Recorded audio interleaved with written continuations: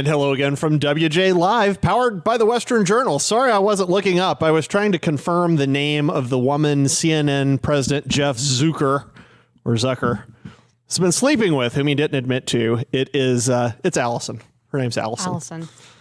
Golust. Allison Golust. Allison Golust. How appropriate. Welcome to WJ Live on this Wednesday afternoon. I'm Josh Manning, Deputy Managing Editor at WJ at the Western Journal. Joining me today, reporter Abby Liebing with the Western Journal as well. And of course, our very own Tara Snyder, who works on assignment with me on my team. Thank you guys for being here this afternoon.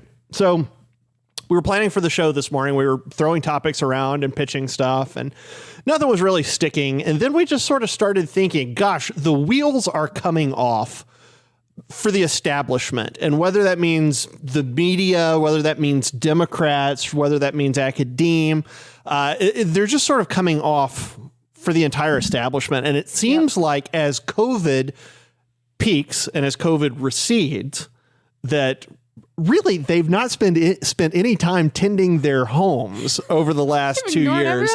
They've not maintained any of the things they needed to maintain. And so now it's all falling apart. So we thought we'd just visit with you today about some of the things we've seen just in about the last day that indicate just how bad it is on the left right now, and will hopefully be an encouragement to you. We hear people say all the time, well, gosh, you guys cover a lot of news and most of it is bad or sad. How about some good news? This is good news, at least for us, but not for the Dems. Yep. So let's start out with Jeff Zucker. So this was pretty earth-shaking. All of a sudden today, the head of CNN, Zucker's been there for 9 years, he's out of nowhere. And I was thinking earlier, like, I'm sure this was brewing. I'm sure some people on the inside knew about this, right? But I heard absolutely nothing. Turns out he was having, well, they're both divorced, so it's not an affair in the sense that most people think of affairs. A relationship. They're having a relationship, an inappropriate relationship with someone who he was working with. She's a vice president at CNN. And on top of that, it wasn't just that she was a vice president at CNN. Who did she used to work for, Abby? Do you know? The Cuomos. That's who she used to work for. Sorry, I put you on the spot. No. She used to work for Andrew Cuomo.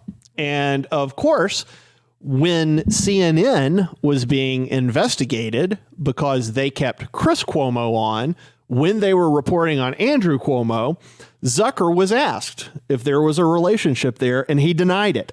He straight up denied it, and now it's coming out. And so I'm really curious kind of what's tripped it, who's going live. They say Katie Couric's book may have something to do with it. I don't know.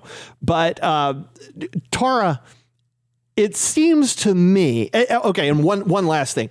Zucker said that the relationship changed. They've been working together for a long time, but the relationship changed during COVID. And so I started thinking, we all went home for COVID. So what does that mean, that the relationship changed during COVID? Well, I think I saw that they actually lived in the same building. I think I saw that their families lived in the same building. More time. Neighborhood romance. Yep. There we go. I think if that's true, and if I'm remembering correctly, it wasn't just like a workplace thing. It was like, we also live in the same building in New York. How convenient. It's awfully bad that the mask mandates and stuff are so rigorous in New York. Looks like we're all confined to the same building. Whoops, Let's just share a whole lot of germs. Yeah. So, I don't know. It's just, I'm not surprised at all. Yeah. So, I mean, are you surprised by this, Abby? This sounds like what the left would say is absolutely abusive. It's a superior with an inferior. Sounds like he was taking advantage. I mean, it's a little bit surprising because I feel like in this day and age, it's just kind of like the question of how stupid do you have to be?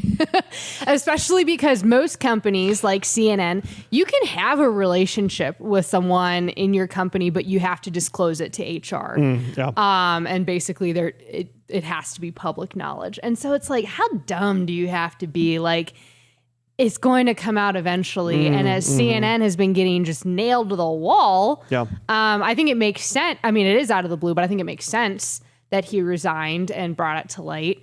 But it definitely does beg the question. I feel like, okay, if he's resigning and he's bringing this to light, I feel like there's got to be something down the pipeline that's a lot bigger that's like about to explode. Oh, that's an interesting and thought. And he's trying to get ahead. He's trying to get ahead of the ball on this. So is this like what the media did to Roger Ailes? Well, what was that, 3, 4, 5 years? I can't remember how far back that was, but they had people lined up saying, "Hey, Ailes was inappropriate with me." Do you think that's coming with Zucker? Maybe. I mean, I could definitely see that. And I think so many people in the media took the cue from the Roger Ailes basically crisis because it was a nightmare. And it's like, ooh, okay, I may get busted for sexual abuse or inappropriate relationships, but like that is the lowest that you can go, and you want to avoid that like at all costs. Yeah. So that's interesting. know. So maybe he's getting out while the getting's good. Yeah, blame it on the relationship. At least that was a consensual relationship. Right. At least it was a consensual relationship. So like at least he's got that going for him, and he seems to try and really be publicizing that. So I don't know. We'll see, but. Well, I want to share with you guys and you folks, my favorite thing I've read today. It's from CNBC's coverage of this CNN crisis. And let's see here. Darn it. I was scrolling around. Hang on. I'm going to get it. Give me just a second. Recently, our relationship changed. There it is. This is from CNBC. Zucker had a reputation with CNN for being a very hands-on manager, apparently. So and you can't. Who wrote this? I'm sure I won't recognize the name. Dan Mangan and Alex Sherman. So both a couple of guys. Maybe that was a tongue-in-cheek thing. I don't know. Had I written it, that certainly would have been a double entendre. It's either stupid or hilarious. Yeah. So this is bad news for CNN. It's bad news for liberal media. It's bad news for establishment media. But it's coming on top of more bad news. Actually, lots of bad news for establishment media. Over the last year, let's see here. Was this from Nielsen? Bloomberg Intel. Yeah, Nielsen is analyzed by Bloomberg Intel. Right. Since last year, over the last year, Fox Business, their viewership dropped 47.5%. Fox News dropped 34%, MSNBC 30%, CNBC 19%, and then CNN a whopping 40%. So CNN's already suffering, and now this happened. Is there any way that this is good for CNN? No. Yeah. It's the short answer. No. Just like, no. I mean, you have like 2 pedophiles, alleged pedophiles. Now you have the head of CNN being thrown out. You have them rehiring on Jeffrey Toobin, and that's something we know about. Right. So it's like everyone knows about like workplace gossip and all the stuff through the grapevine, and they can talk about studies that talk about that. There's no way that people had no clue that this was going on. Like people said it was an open secret, Right. So it's just stupid to be like, oh wow, we had no idea. It's like no, like you all knew, or there was at least a whispering about it. Right. I mean, it's such a bad look for CNN, and to be doing this in the middle of what's already a downward trend for all cable news and TV news. I mean, it's like everybody already knows that the younger demographic is not really watching CNN anymore, and that it has declined so far from where it started. So it's like, really? You couldn't have just been a little more conscientious about stuff to just even try to preserve your reputation? Nope. Yeah, it's a massive shot at their credibility. And even if it were just Zucker, it would be a huge shot at their credibility. But to your point, Tara, there's no telling how many people knew about it. Yeah. So how many people in the organization knew he was making certainly what I would argue is an immoral decision, but a wildly unethical decision, both in the nature of the relationship with someone who I believe was underneath him, no pun intended, at CNN, and someone who worked for someone that CNN was investigating while they kept on the subject of that investigation's brother. I mean, there's no telling how many people knew about that. Doesn't that just blast through their credibility with buckshot? I would say so. I mean, I think that we now live in a day and age with like the Me Too stuff and, the stay in your lane culture with everything that nowadays people are just terrified to say anything, and you put your career on the line by saying, oh, it's weird that someone's dating one of their managers. Like, it's just really, really bizarre. Right. And so I think it's just one of those things where it's like, unless someone actually files a complaint about it or actually raises a serious alarm, I think it's just one of those things where everyone's like, oh yeah, that's really, really odd, but no one's going to actually stick their neck out to be like, no, that's inappropriate and weird. Yeah, it's like, well, as long as you're not raping someone, I guess we're good to go. Yeah, and I mean, just give it time. I mean, if you want to talk about that, yeah, absolutely. But then you watch what the increasingly vocal pro-pedophile crowd is saying, It's and terrifying. they will say, they dress it up in all kinds of what they think is flowery prose. But they'll say, oh, you know, consent is the most important thing. And, you know, look, a 12-year-old can't give consent. That's rape. But Right. they will act like it's perfectly fine. And the thing that's weird is like you if you're like a 12-year-old or even a 4-year-old, you can apparently consent to having your sex biologically changed and have hormones injected into you, but you can't consent to sex. And it's like you see where the dominoes are going to fall with these people. Double standards. For Only a matter of time. So let's stick with the media. Again, we're talking about the wheels coming off for the left. Let's stick with the media, but shift from Zucker to Tucker Carlson. So this was a fun piece. The Wrap is reporting on this, and I'll have to read a couple sections, so you'll forgive me. But essentially, this is possibly the worst news. This might be the worst news possible for Democrats writ large. It turns out Tucker Carlson is not just beating CNN and MSNBC in aggregate ratings.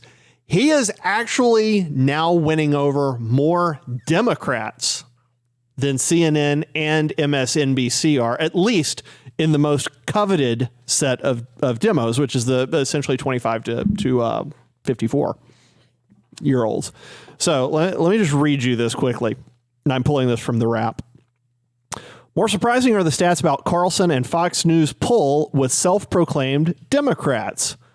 Of those demo-age viewers, we're talking 25 to 54 years old, of those demo-age viewers surveyed who identified as Democrats, 39% chose Fox News, 31% chose MSNBC, 30% chose CNN for programming from 8 to 11 Eastern PM. In total viewership, listen to this, Fox News grabs 42% of Democrats aged 25 to 54. CNN nabbed 33%.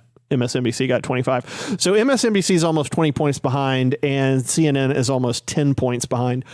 If I'm a Democrat, if you're a Democrat strategist and you're seeing this, what are you thinking, Abby? Oh man. I would be terrified because it's showing that your younger demographic particularly is starting to sway away from the party line. I mean, they could still stay, you know, as self-proclaimed Democrats, but it seems that at least ideologically they're starting to dip their toe into other waters. Yep. Which when you're looking at voter demographics, that's just horribly damning for the Democratic Party. To see like, oh great, they're watching Tucker Carlson, which means they're being exposed to things that is contrary to the party line thinking. And that should have them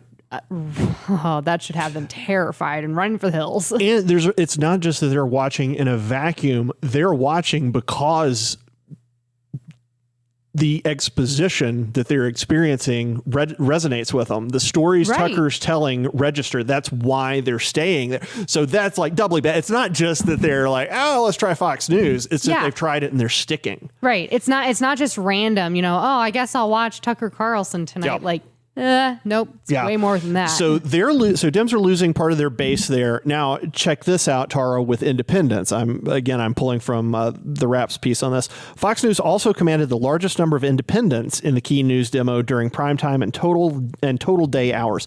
55% of those 25 to 54-year-olds watched Fox in primetime compared to CNN's 23%. And MSNBC's 22%. Effectively, Fox doubles both of them. During total day hours, 58% of independents in the demo watched Fox News, 18% chose MSNBC, 25% did CNN. So not only is the Dems base eroding to Fox, independents, which is where the Dems would go to get replacement voters, Right. they're skewing toward Fox too. I mean, this is again, like if you're watching this and you're a Democrat, what are you thinking? I think you're looking at the TV and you're seeing this sad little outrage culture that's going on every day, and you're seeing the sky is falling. And, I think there's just an intrinsic human level of, oh, well, these people are saying the sky is not falling, number one, and that's kind of more assuring. But number two is that at least Tucker Carlson is honest about his bias. He's openly said he's got conservative and is openly telling you this is my perspective. Right. He's not someone like Rachel Maddow or the people and cronies at CNN being like, oh, we're the mainstream news media and I'm just a political correspondent. It's like, no, you're not. You're a leftist correspondent, and you need to stop telling people that you're not. You clearly have a political agenda, and at least the people at Fox News are honest about it. Yeah, we'll forgive you a lot of things, but dishonesty is not one. Just tell us what you are. Exactly. Yeah. I just don't see this being any good outcome for the Democrats. And I think, honestly, some of it is born out of just some thoughtlessness as they focused on COVID, like we've talked about.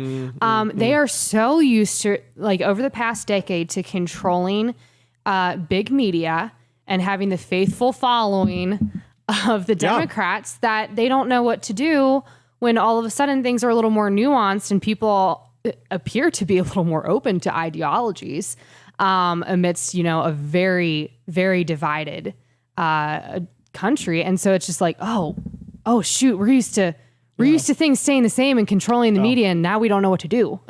So we didn't actually have this on our list of stuff to talk about, but it was late breaking. The White House has now weighed in on the Joe Rogan Spotify issue and has asked Spotify essentially to, best we can tell, they've asked Spotify to engage in censorship. So I love the memory of Brian Stelter being on camera musing about how it's possible for Joe Rogan, this nightclub comic who was on news radio 27 years ago, how is this guy beating us in the ratings? And so I wonder, you made the point the media is used to being in control. Yeah. They've been able to set the narrative and do whatever they've wanted. Right. They've gotten used, instead of doing interviews, they kind of do, it's just sort of a talking point session where if I'm the CNN interviewer, I'm giving talking points. You're the guest. Exactly. You're giving talking points. Why is it that Rogan's beating them? Again, it comes down to just at least the honesty factor, because Joe Rogan isn't sitting there with some hidden agenda. He's not trying to get anyone to go anywhere. He openly will say he disagrees with conservatives and left on certain issues. But when people come and speak to him and sit down with him, he genuinely just wants to know what their thoughts are, their expertise are, and actually wants to learn from them. And that's what people find interesting, because people are sick of the narrative. People want the news without the narrative. And when you're constantly pushing an agenda, it moved from Trump to COVID, and now it's going on, and they're just searching for things. So I think it's clear that that's why Joe Rogan's beating them. And now they're trying to push their censorship game, again with Spotify. And I think it's just really sad, because when Spotify and YouTube and all of these people come forth and say, oh, we're a platform, it's like, you can't call yourself a platform anymore if you're going to start pushing people off, or kind of like what YouTube does and like just your moves videos. Because at that point you're becoming a publisher. And exactly. So it's like if Spotify is just a streaming service, I think that they should be playing it correctly and being like, no, we're a streaming service. Like, maybe they can put a warning and be like, oh, this relates to medical information. However, this is their freedom. And I think they can toe that line, and they should. That's my soapbox on it. But it's like, what do you want them to do? Like, and they want more people to join. Silence Joe Rogan. I mean, that's it. Because nobody in their right mind sits there and thinks, okay, I'm not going to go to the doctor. I'm going to watch Joe Rogan today. Nobody thinks that. So, I mean, am I just being stupid here? But the disclaimer, there's no point to the disclaimer. That's just them. It's just them saving themselves. Yeah. And trying to get around. It's a bargaining chip. It's a counteroffer. Okay, I don't want to cut Rogan. I'm Spotify. I don't want to cut Rogan. He's making me a ton of money. Exactly. Why don't we just give him this warning label? It doesn't do anything, slap right? a little sticker on it. Right, yeah. Just to make it better. So they're still freaked out about Rogan. So you got Rogan. Okay, so let's do this. A tale of two comics. You have Joe Rogan getting $100 million from Spotify. He's getting more viewership. I think, you guys correct me, I think more viewership than all of the cable news channels combined in prime time. I think. I think that's Yeah. that's the right stat. So there's this one guy, he's a nightclub comedian who is into martial arts and psychedelics. He's I mean, he's weird a little, Renaissance guy. He's kind of kooky. He's a kook. Yeah. It's so much fun to listen to. I learned tons of stuff when I watch him. So he has gone from kind of obscurity to $100 million and a massive national influence. Right. Let's compare that to Whoopi.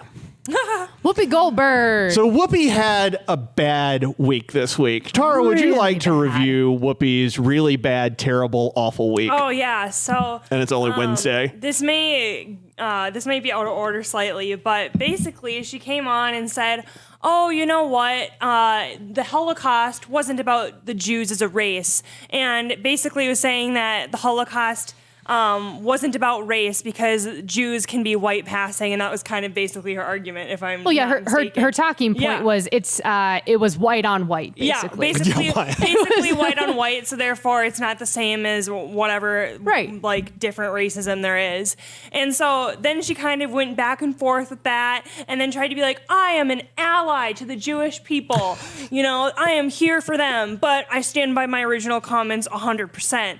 And so now she's finally been suspended for it and throwing an absolute hissy fit after being suspended, because that's what happens when you create cancel culture. It eventually comes back for you. And she's not happy about it, because whether or not you misspeak or whatever, we live in a society where there's absolutely no grace for anyone anymore. And she's one of the propagators of it. So it's like, you can't be surprised, Marie Antoinette, when you're up in your castle and the mob comes for you after you tell them, let them eat cake. You know, it's like, it's just not surprising. The hammer's going to drop eventually. I feel like cancel culture is like a giant game of whack-a-mole.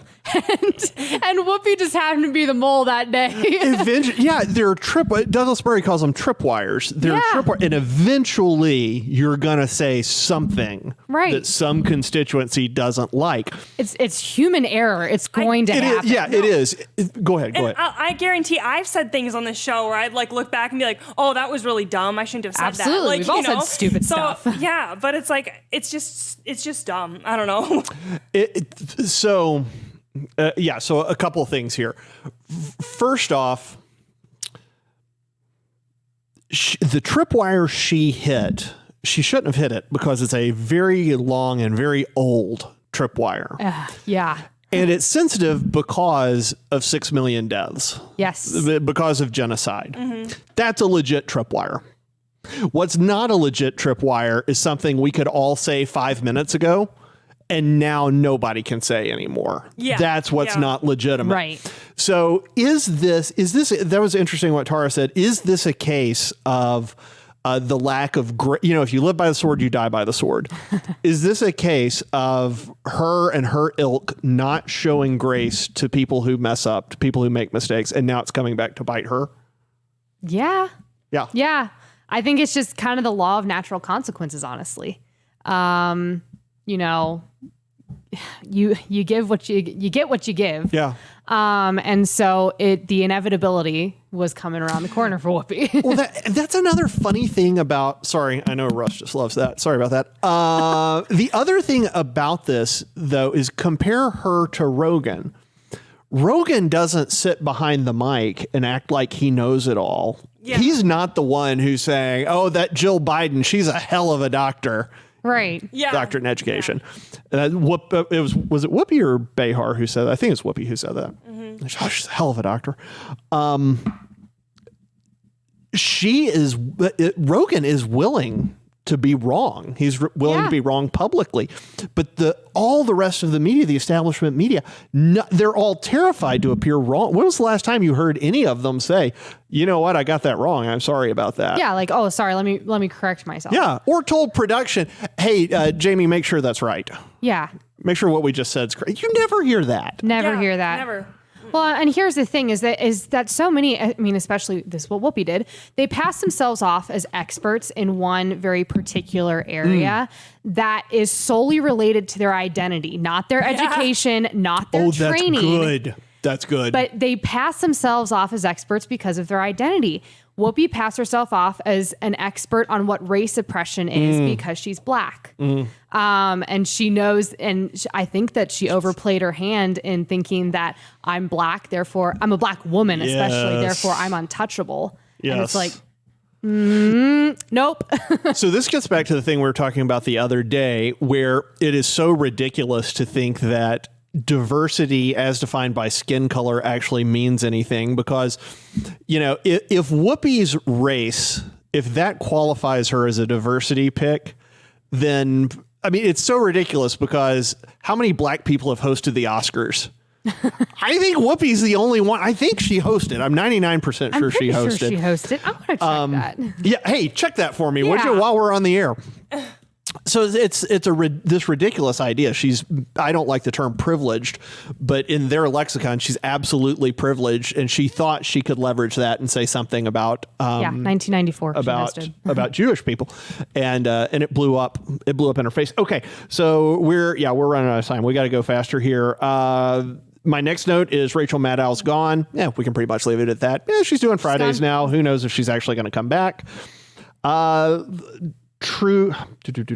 let's do Trudeau. So Trudeau. So we've all been, remember, the wheels are coming off the establishment. That's what we're talking about here. Literal wheels in this case. Justin Trudeau was surrounded by angry truckers. They invaded Ottawa. They invaded the capital. And Trudeau left. Do either of you remember why Trudeau left? Did either of you see his excuse for leaving? It's my favorite excuse. I can't remember. It's the best. Trudeau had been exposed to someone with COVID. Now, Trudeau has been vaccinated and he's been boosted. And it just so happens when the truckers invaded, Trudeau left. He left the city. He left the capital despite being vaccinated and boosted. Right. So the liberal left-leaning leader of Canada has literally abdicated the capital city. He has left the capital city. He left. He left. I've got two pieces up on that. I've heard rumors that he crossed the border into the U.S. I have no idea if that's true. I think they were saying he was moved to a safe location. I think was the terminology used. The big bad truckers. Because the big bad truckers were coming out. Yeah, truckers who've now been portrayed as racist. Right. Anyway, so it's so bad in Canada. They're so frustrated with the COVID lockdowns. They're so frustrated with overregulation that the truckers have revolted. They've blocked some ports of entry, and the PM has left. People are flooding the streets to protest and stand in solidarity with the truckers. Yeah, I mean there's no version of the Tara. There's no version of this that's good for the left, right? No, it looks so dumb because it's like even if you're on the left, okay, I'll just say it. I would be way more sympathetic to like vaccines and like whatever and like the people pushing it if there was some obvious, understandable measure that like once you got vaccinated, you couldn't spread it, you couldn't get it, and that were different. But you're still spreading and getting COVID, you know, and a lot of these people appear to still be getting hospitalized, like more or less than not. But it's like there's not a real reason to at this point, and it's just. So here's the deal. I have a slightly different take on it. I see where you're going with it, and I agree with most of it. There is one metric, and that is deaths. You are less likely to die from COVID if you've been vaxxed. And that's an important one. Yeah. The problem, though, and I think probably you said, like, I would be for it if I would be for it. I would be way more sympathetic to it. Yeah. I think one of the reasons you're not sympathetic to it is because we were all told it would stop COVID. Yeah. We were all told you wouldn't be able to spread it. And if we questioned that, we were booted off YouTube. Yeah, and anti-science and all these We things. were anti-science. Exactly. And then another scientific thing that everyone was told they were absolutely crazy is when everything started rolling out last year, women came forward and said, oh, like, you know, like my menstrual cycle is being affected, like all of this different stuff. And then everyone's like, no, you're crazy. That's conspiracy theorist. And then they're like, oh, yeah, actually, it may affect that too. So like, it's like now people are like going, see, told you so. Yeah. And so it's like when you take like things that are more like standard, like everyone's seeing it, I don't think it's that hard for people who like have these conspiracy theory like symptoms that the left would say to be like, well, you said that was wrong and this was wrong and that was wrong and this is all proven true. So what if this crazy theory is right? You know? Yeah, they've become the boy who cried wolf. Yeah. Yeah. So many times. Losing credibility again and again and again. So I know you watch Jordan Peterson. I do too. Yes. Peterson had a great just 2-minute clip where he was calling, he had a couple of them. One where he was talking about Trudeau's exit, if I remember correctly. And then one where he's calling on conservative lawmakers in Canada, like, this is your moment. Right. This is your moment. Step up. So let's quickly talk. Oh, gosh. All right. Super quickly talk about two other things. 2 states. Now, we've got great info on 2 huge swings. These are swing states in that, well, one of them is if you lose the state, there's almost no path to the White House, and that is Florida. The end all be all Florida. Yes. Florida men. Florida. There it is. Conservative Brief's got it. All right. I'm quoting a story from Conservative Brief. Let's see if they sourced it from anybody else. Sometimes folks in this sphere do that. Nope. Martin Walsh wrote this. All right. The Republican Party has taken the edge and made Florida a strong red state, which could have devastating consequences for Dems. Now, Florida's been a sort of a toss-up state now for more than 20 years. Right. But check this out. Voter registration data collected by the state and shared with Politico. Okay, they're pulling from Politico. Shows that there are now thousands more voters registered as Republicans than Democrats in the state of Florida. So we're going into 2022 where people are already disenchanted with Democrats. Right.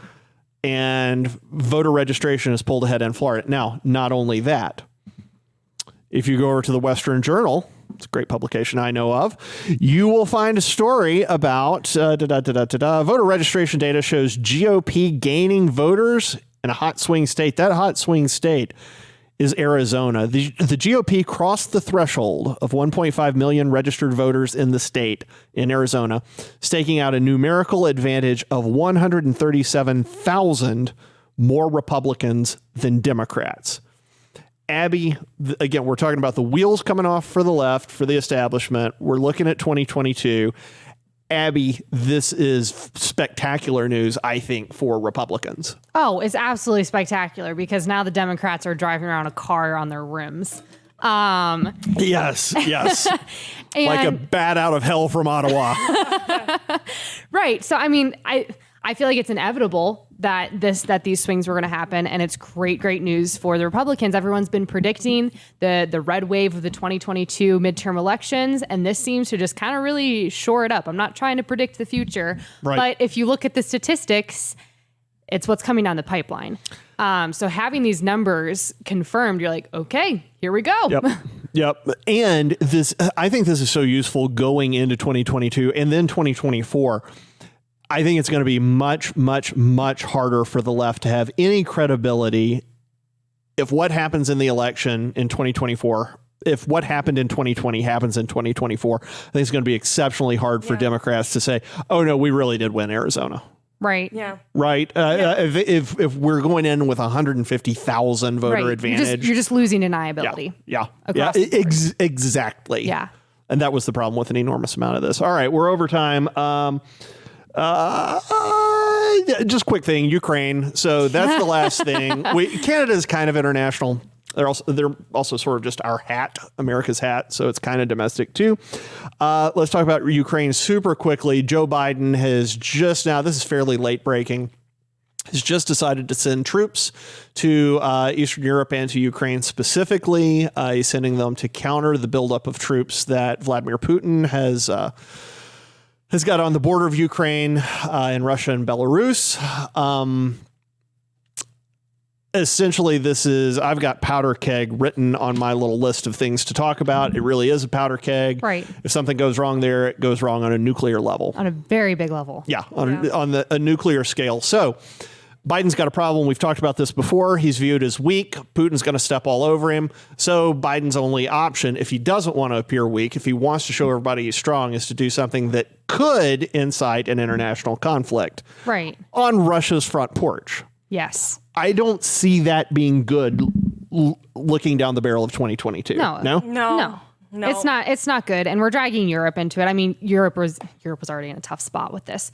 So some would argue that, we're just coming along to help the rest of Europe. But I mean, just everyone concerned, which is everyone in the world now. Yeah. This is a terrible move that is just really ticking off Moscow. And it is a horrible look to be on the verge, even if nothing comes of it, to be this close to being on the verge of World War III. Absolutely damning for the Biden administration. You know what is so sad here is that Biden could actually take Trump's take on all of this and say, listen, we don't want to be embroiled in foreign affairs. Yes, we'll give you some military equipment, but look, we're not, it's your problem.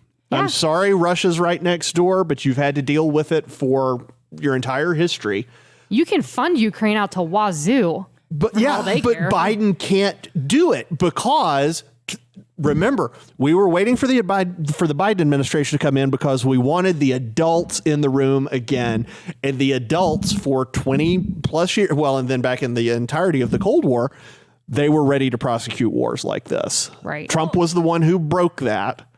And Biden can't look like Trump. It's like you could argue that, yeah. But I think back to the fact that when it comes to Trump and Putin having a conversation, Putin used to be the one when meeting with Trump where he would have the flashcards. Now the adults are holding flashcards with meeting with Putin, and Putin's sitting there smirking. Like, it just shows this power shift, and I don't think that Putin would even be daring to do that if Trump were in office. I mean, that would be my counter argument. Well, he didn't. He didn't do it. I mean, they're fomenting a little bit of revolution in the East, but there was nothing like this. All right, that's good. We're over time.